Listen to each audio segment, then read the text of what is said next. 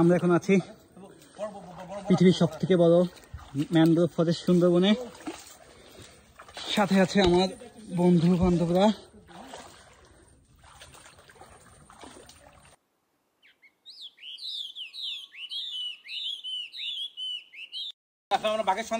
আমরা এখানে এসেছি বাঘের সন্ধানে। আপনি কিছু বলেন? বাঘের সন্ধানে আসছিলাম, কিন্তু আসলে আমার যে খেলাগুলো আসছে এগুলো করে ওরা পালা গেছে। হ্যাঁ, খেলাগুলো সব একটা একটা বাঘ, অন্য বাঘ কিভাবে থাকবে?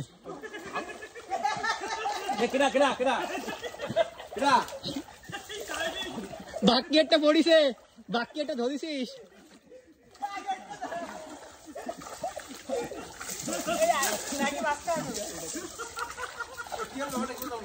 সম্ভবত একটি বাঘের পতন।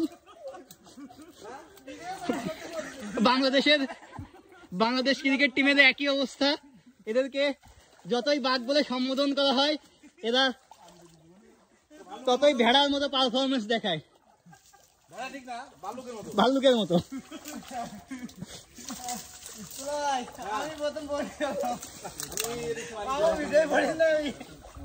দুর্বল